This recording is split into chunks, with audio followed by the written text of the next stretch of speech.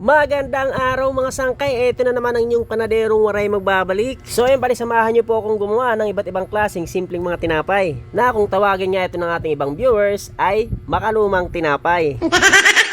Bulok na mga style, basic lang daw gawin, at kung ano-ano pang tinatawag parang ma-down yung ating gawa. Hindi naman natin alam kung talagang marunong gumawa ng tinapay. Dahil lang sa pagkakaalam ko, ang tunay na marunong gumawa ng tinapay ay hindi nagyayabang sa salita. Hindi pinapakita niya kung anong kaya niyang gawin. Kaya sa mga baguhan o nagsasanay pa lamang gumawa ng tinapay, kung sakali man maka-encounter kayo ng ganitong ugali ng tao na ida-down ang gawa nyo, mamaliitin ang gawa mo, ay hayaan nyo siya. Mag-focus ka lang sa ginagawa mo. Doon mo ituon ang sarili mo sa mga bagay na alam mong makakatulong sa'yo. Dahil ang taong pursigido at may plano, ay tsak na malayo ang mararating. At kapag dumating yung araw na nagbunga na yung mga ginagawa mo, ay wag na wag mong kakalimutan ang magpasalamat sa itaas. Dahil sa kanyang paggabay upang marating ang mga ninanais mo. At sa mga taong sumuporta sa'yo, simula una hanggang sa maabot mo ang pangarap mo. At kapag nakamit mo ng tagumpay, ay wag na wag kang magbabago. Dahil mas masarap mabuhay na wala tayong dinadown or tinatapakan ng ibang tao. Hayaan mo yung taong mahilig manghusga, mang-down o mang-maliit ng kapwa. Dahil darating din ang panahon na sila rin ang mahihirapan. At babalik din sa kanila ang kanilang pinaggagawa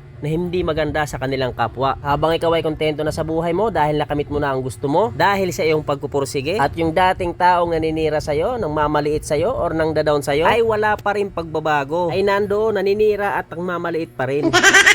Mantalang ikaw, na noon na kanyang minamaliit, ay ninanamnam mo na ang kasaganaan ng iyong tagumpay. Kaya ikaw sangkay, kung sakaling maka-encounter ka ng ganitong tao, walang ginawa kundi manira, mangialam o manghimasok ng ibang buhay, na akala mo naman na walang problema at responsibilidad na dinadala, ay wag nyo lamang pong papatulan. Dahil baka na-immune na lamang po ang kanyang sarili sa mga problema.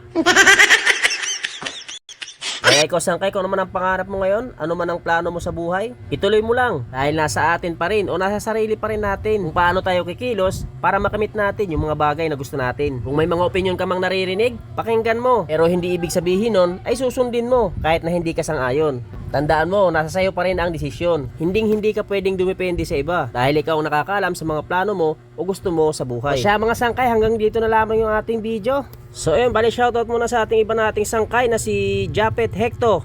Shoutout daw, andun daw siya sa Mr. Kian Bake Shop from Mindanao, San Francisco, Agusan del Sur. Shoutout sa iyo sangkay. Shoutout na rin sa ating isang sangkay na si Roy Baker. Shoutout sangkay. At shoutout na rin sa ating isang sangkay na si Nelson Adrao. Shoutout sa isang sangkay Alibiado Agua Julius. At shoutout na rin kay sangkay Kingsley Fabito. Baker din daw siya sa Romblon. So yun mga sangkay, shoutout sa inyo at God bless po. Shoutout na rin sa ating lahat ng followers. Maraming salamat po sa patuloy niyong pagsuporta sa aking mga video. Thank you for watching. Peace out.